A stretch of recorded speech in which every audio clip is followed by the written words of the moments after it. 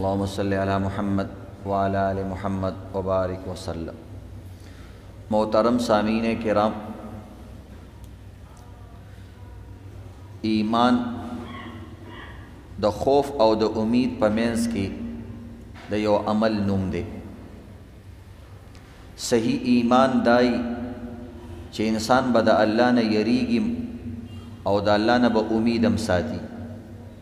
الایمان بین الخوف والرجاء، ایمان د یری د خوف او د امید په منځ کې د یو عمل نوم دی چې کوم ایمان کې دا دوانه صفتونه وي دا ایمان بهترین ایمان دی۔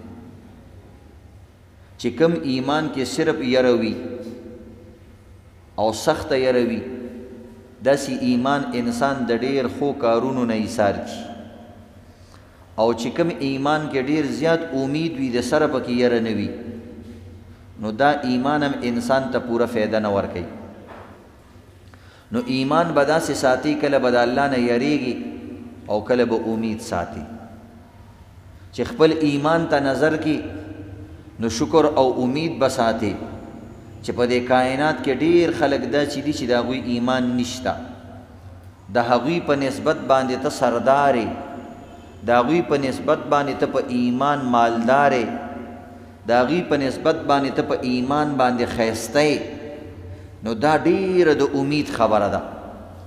د دنیا ډیر قومونه دي او ملکونه دي چې باقاعده ټول ملکونه او هغه ټول خلک بی ایمانه دي، ایمان پکې نشته۔ لاک په مسلمانانو کې عیبونه صحیح، لاک په مسلمانانو کې عزتمندو ګناهونه صحیح، خو د دې باوجود د ټولو نه عظیمه نیکي هغه ایمان د سره شته، او هغه ایمان داسې لوی ایمان دی چې د دنیا ټول ګناهونه راجمع کړي هغه ایمان ته نقصان نه رسوي۔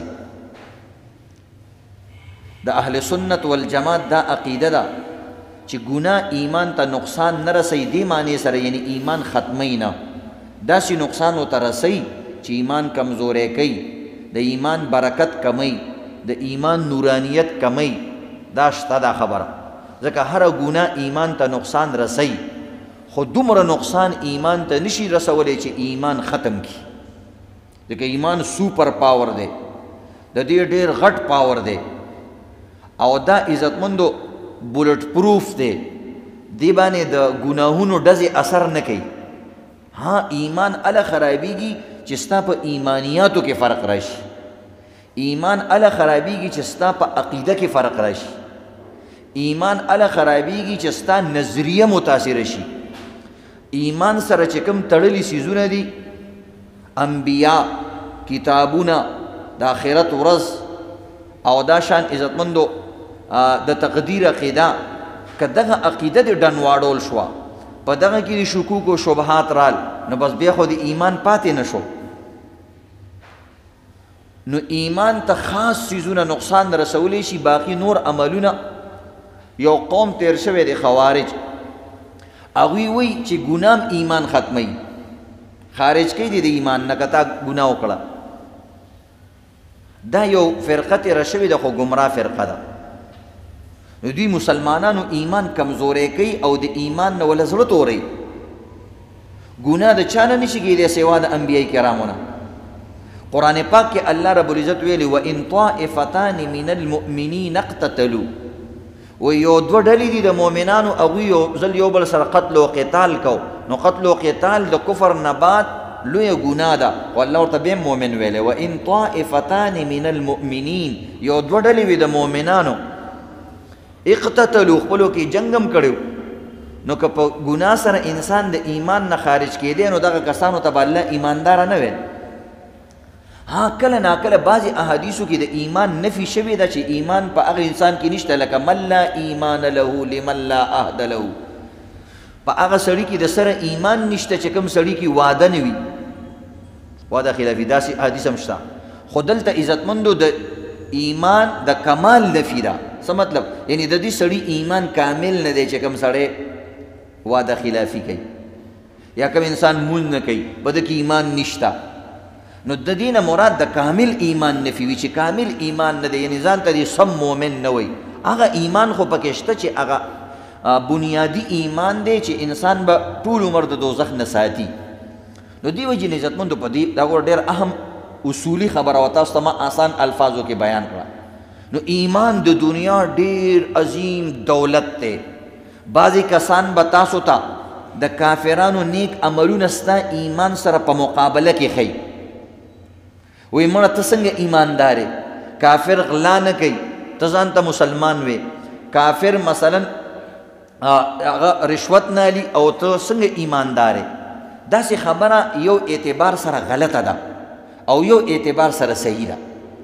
دی اعتبار سره که ته اصلي ایمان سره دا اعمال په مقابله کې ښې، نو چرته عزتمندو چرته غر او چرته یو ذره ایمان ډېر لوی شی دی.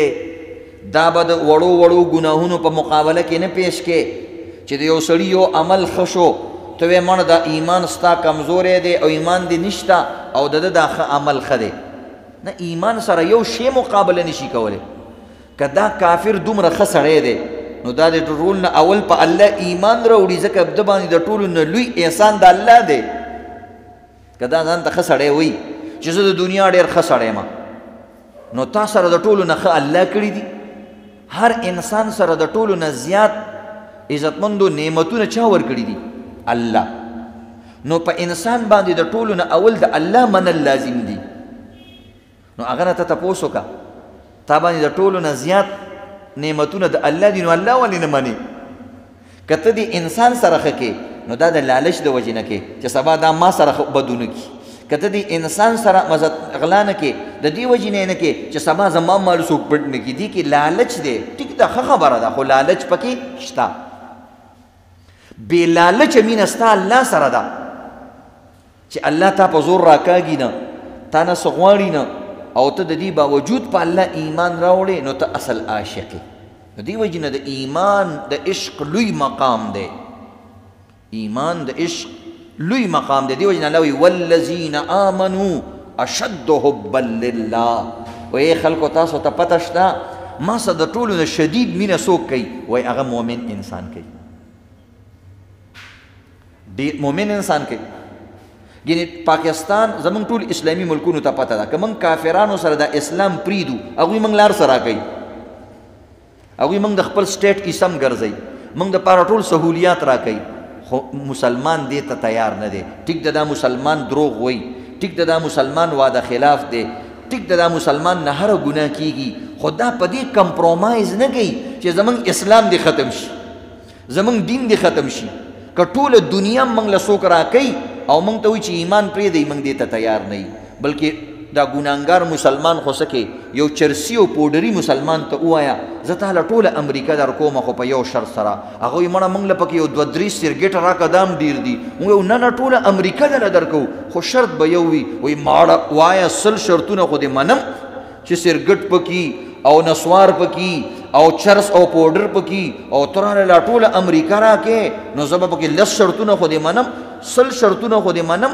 تیاریږي پوډري که نه؟ بلکل تیاریږي. خو هغه ته لا پته نشته چې شرط څه دی. تا ورته شرط دا ولګو چې د خپل ایمان نه به لاس وینځي، د کفر کلمه به وې امریکا در کوو.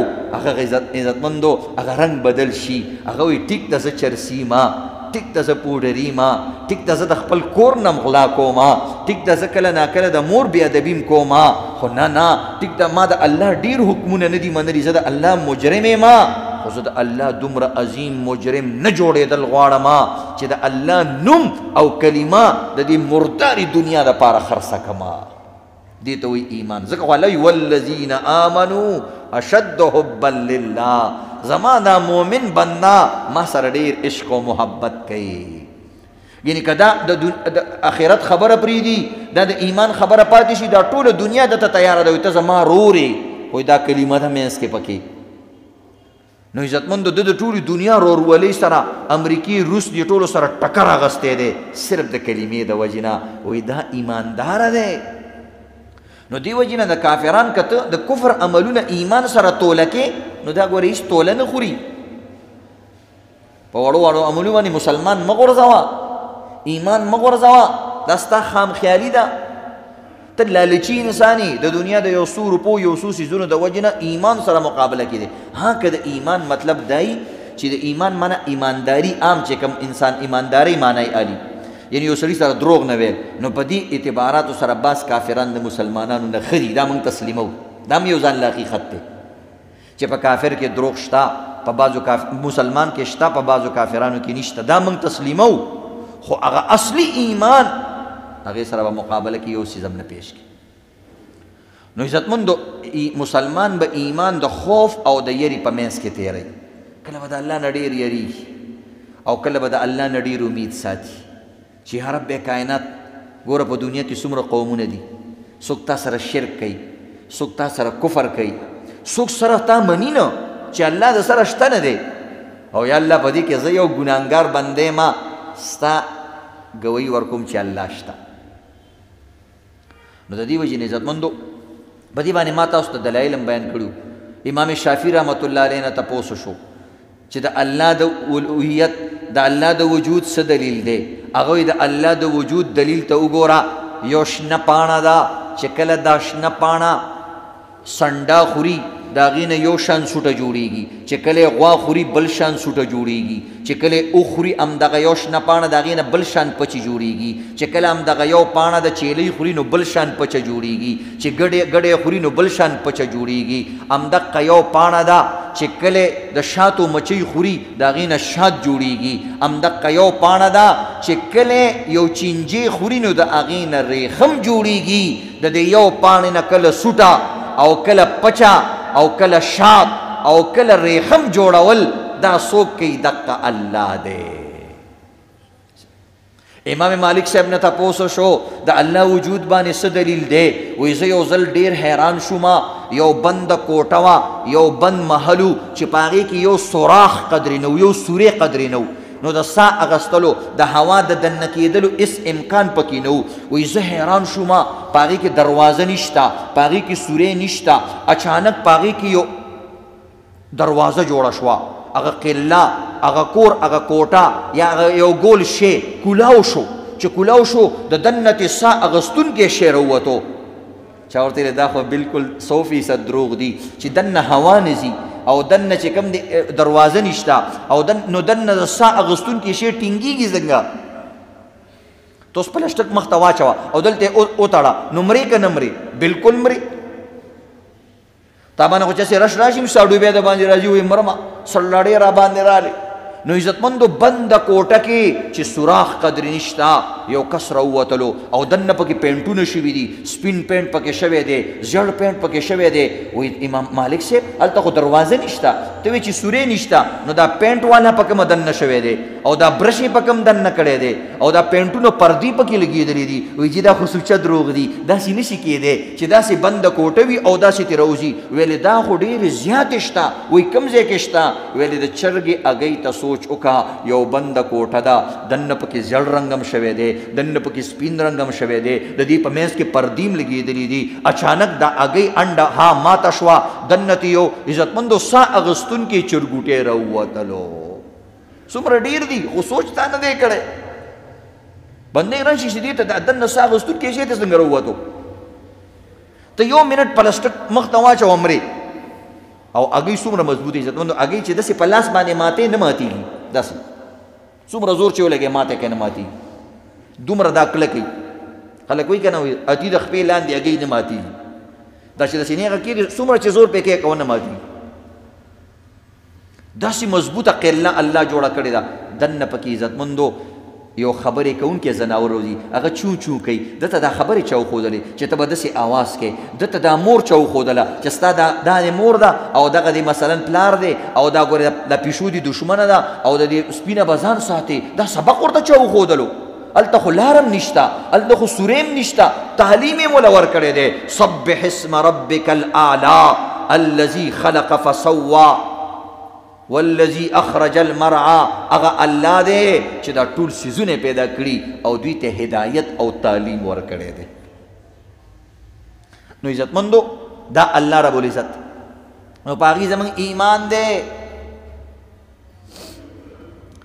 نو دغه عزتمند و قدرت باندې ایمان لر مسلمان له ضروري. نو الله رب العزت نه به یریږم، د الله نه به خوف هم لري او د الله نه به امید هم ساتي چې الحمدلله موږ ایماندار یو.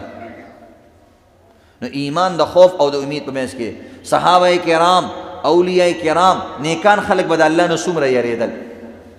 نبی علیہ الصلوۃ والسلام ته سوچ وکړه، د ټولي دنیا سردار، د ټولو انبیاو سردار، د الله په نسبت د ټولو نه اعلی مقام باندې الله رب العزت په خپل عرش ته وغوښتلو د ملاقات د پاره د ټولي پردې ورته لرې کړلې او 1 to 1 هغه سره ملاقات وشو. داسې یو پیغمبر سره ملاقات نه دی شوی. الله ول خصوصي نعمتونه په عرش مولا باندې ورکړو. بعض نعمتونه د 50 منځونو په ځای باندې 15 منځونو گیفت الله رب العزت پیغمبر پاک ته دا په عزتمندو په آسمانونو کې ورکړی دی. او دا آمن الرسول والا رکوع د سوره بقره اخیر رکوع دا الله وی زما د عرش په خزانو کې یو خزانه د پیغمبر له په عرش باندې ورکړی دی. او دا شان الله رب العزت وی ما سره وعده وکړه چې ستا د امت کبیره ګناهونو والا بم په شفاعت باندې معاف کوما. چا د غټ ګناهونه شوي دي خو که پیغمبر یې سفارش وکړو او حافظ یې وکړلو او عمرې والا یې وکړلو، عالم صاحب یې وکړلو، بس بیا زه د ګناهونو ته نه ګورم. مجرم سړی څوک په سفارش نه ونیو، دلته سفارش ناروام دی. دنیا کې به د دې سړي سفارش نه کوي، خو آخرت کې الله وایي بس که د ده باره کې چا سفارش وکړو بس زه بخم. وایي دی ما سره وعدې وکړلې. هغه پیغمبر چې په عرش باندې الله وغوښتو او تل ادنو مني ادنو مني، زما بنده لږ نور رانږدې شه، لږ نور رانږدې شه. وایي د تیر او د لیندې په منځ کې چې څومره فاصله وي دومره فاصله کې، دومره رحیم او کریم. او الله رب عزت وایي قد غفر الله لك ما تقدم من ذنبك وما تأخر. ای زما پیغمبر ستا مخکې او وروستو د ګناهونو هېڅ خبره نشته دی، ستا د سره دا قصه شته نه دی، دومره ته پاکې. انا اعطیناک الکوثر ولسوف یعطیک ربک فترضى. ای زما پیغمبره زه به تاله دومره څیزونه درکما چې زه به تا راضي کما. هغه پیغمبر د الله نه څومره یریږي. ټیک د یو طرف ته خوشحاله دی. نبی علیہ الصلوۃ والسلام وایي زه د قیامت په ورځ د ټولو انبیاو سردار به یم ولا فخره. خو دا زه تکبر نه نه ویم، دا راباندې الله نعمت کړی دی، نو د الله به شکر ادا کول. د آدم علیہ السلام نه والا عیسی پورې تحت لواء حمدی یوم القیامه ټول پیغمبران به د قیامت په ورځ زما د جنډې لاندې ولا فخره. خدا سره تکبر خبره نه کومه، دا الله ماله یو مقام را کړی، دومره بهترین مقام. ټول انسانانو ته رب کائنات وی اے انبیاء کرام ما راضی کئی نو کامیاب بشی، اے اولیاء کرام ما سره تعلق جوړ کئی نو بیڑا بم پارشی، اے حفاظ کرام، اے صالحین کرام، اے مفسرین قاریان کرام، سمر نیک عمل خلقی یاد لرئی کما سرم تعلق نہیں غرق او تباہی، کما سرم تعلق جوړ شو زد ناراضی شو ما نستاسو کار بسمی او پسم براوان یی او ما راضی کئی ما راضی کئی. دی پیغمبر تعالی ولسوف یعطیک ربک فترضى. ای زما پیغمبر زبتا راضی کوما، زبتا له دومره سيزونه درکم. دا څومره لوی خبره چې رب چاته وي زبتا راضی کوم. خدا پیغمبر ته ګوره چې الله په پیرزو دومره زیات کوي. الله د صادر قسم په قرآن کې خوړلې، دا د عشق ور انتهایی. تاسو به دومره نه چې څوک د چا صادر سره مینه کوي. دا بعضې خڼا پسانی که نه هغوی چې د جینۍ رومال ورکړي ځان سره ګرځوي دلته کله نه کله د کالر کې هم کېدي او داسې کېدي. نو عزتمندو رب کریم الله رب العزت پیغمبر ته یا ایها المدثر قم فانذر وربک فکبر یا ایها المزمل قم اللیل الا قلیلا. اے صادره چونکیا شپې کله نه کله موږ ته لږ ودرېږه، په موږ باندې ډېر ښه لګېږي، قلیله لږ لږ ودرېږه خو ودرېږه موږ ته. دا څومره مینه ده. سړی یو نظر ما ته وګوره، دا رب کریم پیغمبر ته وایي خلیلا لږ ساعت موږ ته مدرېږه، د شپې را پاسېږه. دا ټول خلک دی د ورځې زیارت کوي، د شپې څوک نه موږ ته را پاسېږه چې موږ تا ته ګورو. قد نرى تقلب وجهك في السماء. هلو اے زما حبیب پیغمبره کله به چې تا په موس کې بره کتل، شروع کې بره کتل جایز و، تا به کتل چې دا قبله لږه بدله شي، دا کافران ما پورې ښکاري زما د نیکه قبله شي. وی قد نرا تقلب وجهک زما پیغمبره تا به موس کې داسې سترګې اوچتې کړې وی تا ته پته ده قد نرا وی تا به چې پاس کتل موږ به هم تا ته کتل قد نرا موږ به کتل وی تا به چې دا سر اوچت کو موږ به درته کتل چې زما حبیب ما ته ګوري موږ به تا ته کتل دومره الله باندې ګران انسان لا اقسم بهذا البلد وانت حل بهذا البلد چې د هغه د کوسوم الله قسم خوړلی دی کوسه خاورې څه شی دی خاورې الله د هغه د خپو لاندې چې کومې کوسې او خاورې دي د هغې قسمونه خوړلي دي او وانک لعلی خلق عظیم هغه پیغمبر چې د هغې د خوږې خبرو ای زما حبیبه وایي ستا د دې شیرینې شیرینې خوږې خوږو خبرو مې د قسم وي خبرې په الله باندې دومره ګرانې دي ستا په دې خوږو خوږو اخلاقو په خبرو مې د قسم وي داسې قسمونه یې خوړلي عزتمند هغه پیغمبر د الله نه څومره یارېدو ګوره الله موږ باندې پیرزو کړي ایمان یې را نصیب کړی پیغمبر له پیغمبري لویه ورکړې وه نو نبي علیه السلام ته ګوره چېرته د تکبر خبره نه ده کړې چېرته د تکبر خبره نه ده کړې یو ځل داسې کسانو کې روانو لږ مخکې لاړو نو چې مخکې لاړو یکدم ودرېدلو ویل ولې ودرېدي چې وایي انی اجد فی نفسي شیئا وایي زما چېرته دې نفس کې څه شی رانشي تکبر رانشي نو به دې ټولو سره یو ځای زما او الله ورته عرش ته بوتلی دی که تکبر ښه وی او ښایدې نو دغې سره ښه ښایدو ځکه چې هغه په اعلی مقام باندې دی خو نه نبی علیه الصلاة والسلام فرمایي زه د ورځې 100 پیرې استغفار کومه یو روایت کې راځي 80 پیرې استغفار کومه هغه پیغمبر چې ګناه شته نه دی د سره بیا هم استغفار کوي ځکه په دې باندې انسان ښه ښکاري په دې باندې انسان درجې اوچتېږي یو نیکعمله زوی چې پلار ته وایي پلاره ما ته معافي کوه هغه پلار یې سترګو کې اوښکې راشي راځي که نه راځي وایي دا زما دومره نیکعمله زوی دی زما یې خدمتونه کړي دي هغه بل چړوس ته وګوره زما د سره مني نه چېرته ما ته توبه وي نیستله او دا زما زوی دی ما له حیا راځي دا چې ما ته وایي چې ما معاف کړه نیکعمله زوی چې سړي ته وایي که نه یا ښه سړی چې سړی ته وایي چې ما معاف کړه دا بل سړي په سترګو کې اوښکې راشي چې دا سړی څومره ښه سړی دی زه یې شرمنده کړم نو عزتمندو نبی علیه الصلاة والسلام وایي زه د الله دپاره 100 پیرې استغفار وایم ځکه خو الله درجې اوچتې کړي دي تلک الرسل فضلنا بعضهم علی بعض دې رسولانو کې ما بعضو له په بعضو ډېر فضیلت ورکړی دی وکلم الله موسی تکلیما موسی سره مې خبرې کړي ځکه ډېر سختې تېرې کړي خپل قوم د سختې تېرې کړي خپل ملک نه لاړې غریب هجرت وکړو د خپلو خپلوانو نه هجرت وکړو لاړې کوم ملکونو ته ځنګلونو کې لاړې د الله دپاره بیا د شعیب علیه السلام خدمتونه یې وکړو هغه له لور ورکړه بیا ډېر وخت پس رالی چې بیا رالی فرعون سره اړم شو بیا هغسې بیا له یاد نارور هم را سره کړه سختې تېرې شوي دي ځکه ورسره الله خبرې کړي دي وآتینا داود زبورا داود علیه السلام لما زبور ورکړی دی ځکه هغه یو کلک ایمانداره کس و د جالوت په وخت کې نو په هغه وخت کې دا وړوکی ماشوم و یو پیغمبر روانو وي موږ د غزا له روانو دا وایي زه هم ته سره ځم وایي مړه دې وخت کې وایي د ده رنګ داسې زیړ و کمزوری و څه بیماري تېره کړې وه هغه ورته ته وړوکی ماشوم یې ته به څه وکړې ویل ته ما ځان سره بوځه ته ګوره لیندې ځان سره واغېستله او هغه جالوت پوره ځان په اوسپنه کې کور کړی صرف سترګې ښکاره کېده او ده د لرې نه په لینده باندې په دې سترګې وویشتو خلک حیران شو نو عزتمندو الله رب العزت صفات پیدا کړي پیغمبرانو کې داود علیه السلام به جړل وایي دومره به وجړل اوښکې به یې توی شي کله ناکله به پکې بوټې را وټوکېدلو دومره به د الله نه یارېدو او الان کې یو بادشاهت ول الله ورکړی دی سلیمان علیہ السلام داود علیہ السلام الله پیغمبران هم جوړ کړي بادشاهان هم جوړ کړي وقالا الحمدلله خو زما الله وی دا دومره عاجزان کسانو وی دوی به ارزل ویل الحمدلله یا الله ستا ډېر شکر دی یا الله ستا ډېر شکر دی شکریه مې ادا کوله ایوب علیہ السلام ډېر مالدار او ډېر زیات اولادو زمونږ کسانو باندې چې مصیبت راشي وي موږ د الله نه لرې یو ځکه را باندې مصیبت نه مصیبت پہ رالو دا اللہ دا طرف نا ټول اولاد مرشو ټول مال تی لاړو یو بی بی قدر او سره پاتې شوه هغې څه خبر وکړه هغې ته تا سره به ګورم وروسته زه نظر یې ومنلو وایي 100 چوکۍ به دې وامه بیا ورته الله رب العزت ویل چې د جارو نری نری ټکي راواله خپل نظر دې پوره که اوس سم شوې نو بهرحال عزتمندو صبر یې وکړو هغه الله ته ربي انی مسنی الضر، اے زما الله ما ته دا تکلیف رسېدلی، ته تکلیف لري کوونکی.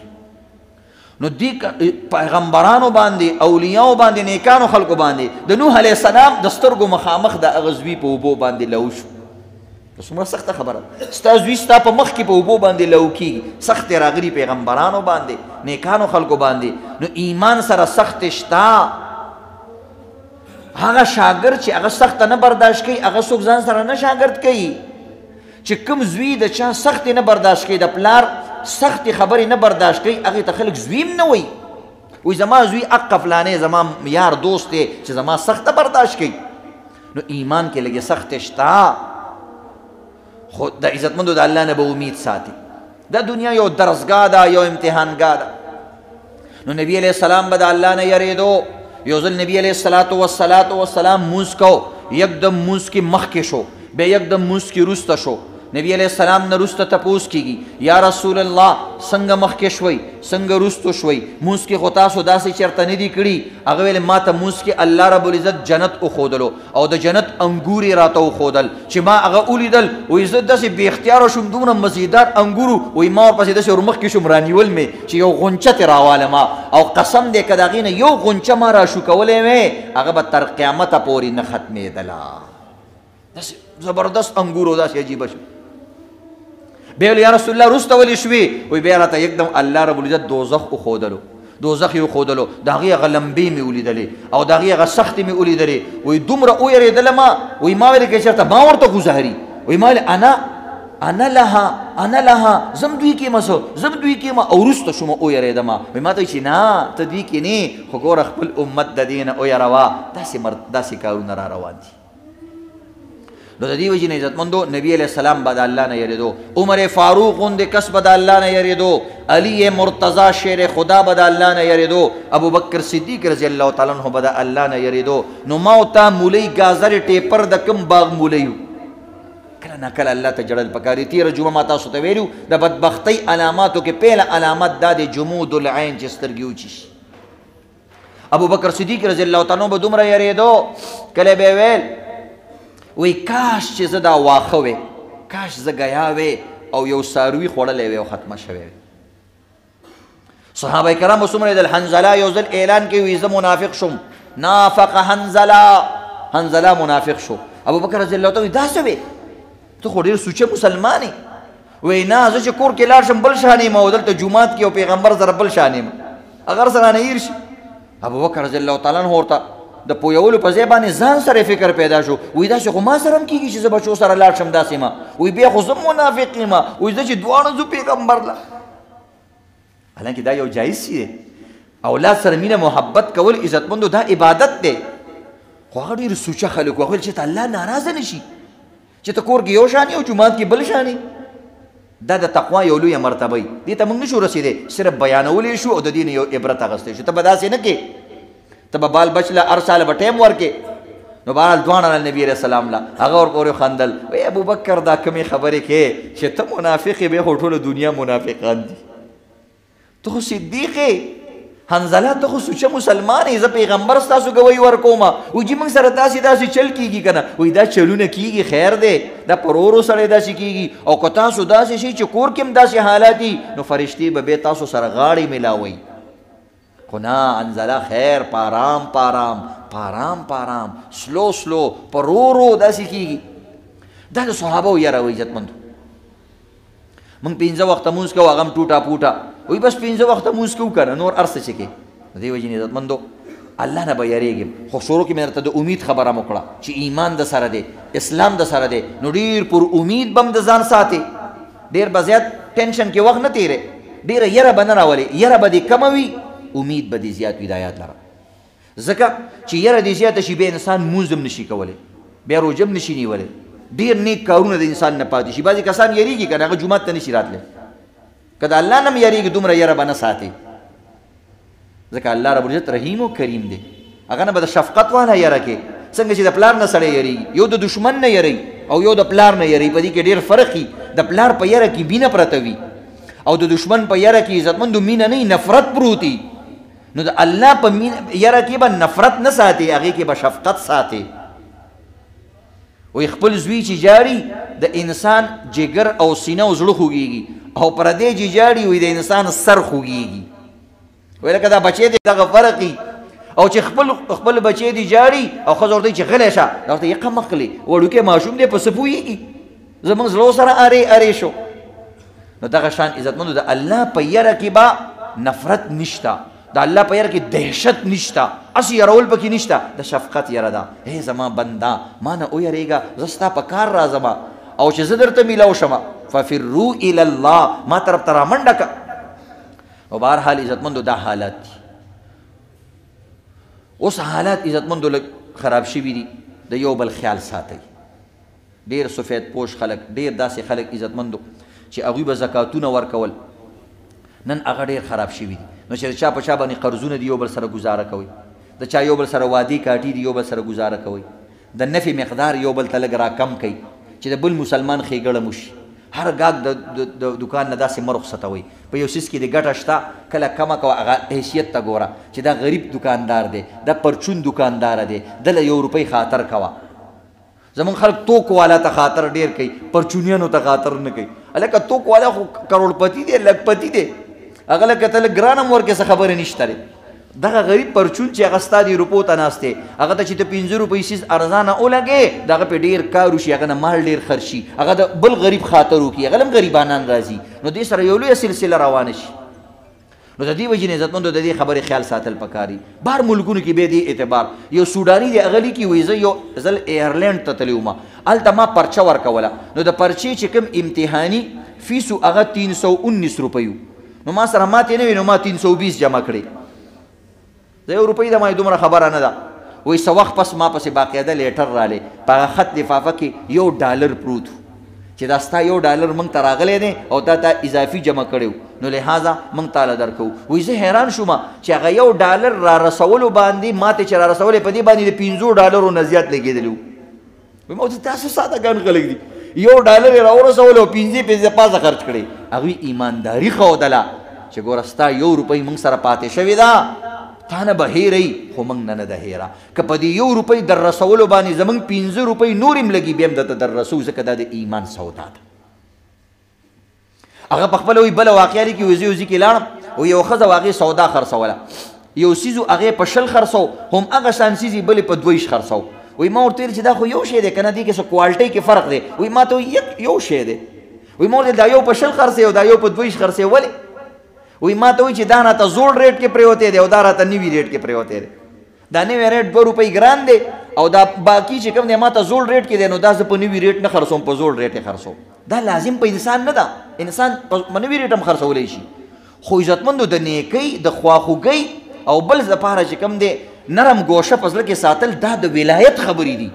که یو سړی ولی نه جوړېږي نه دی کوي، خو که یو سړی وایي چې زه د الله ولی جوړېږم، هغه په دقه نګې وړو خبرو باندې جوړېږي. وایي ما ورته چې دا مکس که خو بس خرڅوې نو 2 روپۍ دي دونه بچت به درته وشي. وایي ما ته وایي چې آر یو رابر، وایي ما ته وایي چې ته ډاکو یې، ما ته وایي چې ته ډاکو یې لوټېری. ما ورته وایي زه ځان سره حیران کړم چې ما خو ورته ښه خبره کوله چې لکه ګټه دې وشي. وایي ما ته وایي ته خو ما ته داسې ډاکو شان ښکارې، د غریبانانو په حق باندې ډاکا چې زه غریب سره مدد کوم او ته وایې چې می کوه. دې ته ویلی کې ایمان. یو ښځه هغې ته پته ده چې دا داسې ارزانه خرڅول دي، دا ګران خرڅول دي، دا په دې ریټ خرڅوي، دا په دې ریټ خرڅوي. نو دې وجې نه عزتمندو پخوا به چې ښځو بچو له پی ورکول د دې دپاره چې دا زما بچی نیک شي، صالح شي او داسې شي. نن وله عزتمندو پی د دې دپاره نه ورکوي، مسلمانان بچي نه پیدا کېږي. نو دې وجې نه عزتمندو د یو بل خیال ساتو. نن سبا سفید پوش خلک هم غریبانان شوي دي، هغه غریب زکات نشي غوښتی، تا ته پته ده ستا یو ملګری دی او مخکې مالدارو، نو د زکات په نوم هم وله شی مه ورکوه، شرمېږي هغه غریب چې ته ورته دا زکات دی هغه تا مړ کو، ټول عمر هغه ورکړه کړې ده. نن هغه غریب چې لاس کې زکات علي د هغه زړه اري کېږي. زکات ورته بالکل مه وایه، زکات ورکه خو زکات ورته مه وایه. وایي دا ستا د اختر ګفت دی، دا د دوستاني پیرزو ده، دا زما د طرف نه تا ته چې کوم دی ګفت دی، تحفه ده، ډالۍ ده، یا د بل په لاس یې ورکه، یا ورته پیسې جیب کې وروله، یا دکان ته وروله. څه یو داسې کار وکړه چې د قیامت په ورځ الله ته ښودی شي، نو الله به دې د بدې ورځ نه ستا حفاظت وکړي. نو انشاءالله د داسې خلکو به قرآن پاک مو داسې خلکو به خیال ساتو که نه انشاءالله. الله رب العزت وایي بعضې کسان دی یحسبهم الجاهل اغنیا، وایي دا قمقل سړی وایي مړه دا ښه مالداره دی، سفید پوش سړی دی، د قرآن آیات دی. لا یسألون الناس الحافا، هغه چاته لاس نه نیسي، هغه چا پورې چمبړ کېږي نه چې ماله سره راکړه. او ضرور نه د عزتمندو یو انسان دی هغه زکات اوس هم پې نه کېږي، خو هغه مثلا مخکې ډېر و، خرچه یې ډېره وه او ښه وخت یې تېره و، اوس یې چې کوم دی خرچې کمې شوي دي، بچي او هغه د کور حالات یې شوي دي، نو ته ورسره صدقه کې مدد وکړه. تا چې کوم قرض دی هغه پې لږ کم کا. نو د دې وجې عزتمندو لږ به د یو بل خیال ساتو که نه انشاءالله. تا سره کوم شاګردان دي د هغې خیال ساته. د جومات امام دی، د ځان نه یادوم ځکه امام قاري صاحب دی، صحیح ده. نو عزتمندو د هغه خیال ساتئ. د ټولو تنخواګانې زیاتې شوي، د جومات د امام د نایب دا تنخواګانې نه زیاتېږي. پکار دی زما نه زه اوس راغلی یم، زما تنخوا څه مسله نشته دی، خو بهرحال زما وسم کېږي ګزارم کېږي، خو د دې د خپل علاقې د جومات د امام خیال وساته. د جومات د مدرسې د محتمم دی، د قاریانو ته سبق ښیي، ستا کور کې ستا مدرسه کې د هغه خیال وساته. د داسې خلکو خیال وساته چې هغه په نبي علیه السلام وایي اکل طعامکم الابرار، وایي ستا خوراک د نیکعمله خلکو خوري. نو د دې څیزونو خیال ساتئ. د خپلو خویندو خیال وساتئ عزتمندو. بعضې ډېر مالداره خلک دي او د هغوی خویندې پردي کورونو کې لوښي اینځي. قسم دی که دا زکات هم له ورکړي که نه نو هغه پرې ډېره مالداره کېږي. نو د دې څیزونو به خیال ساتو که انشاءالله. الله دې عمل کولو توفیق راکړي او الله دې موږ ټول نه خوشحاله شي. سنت کوو.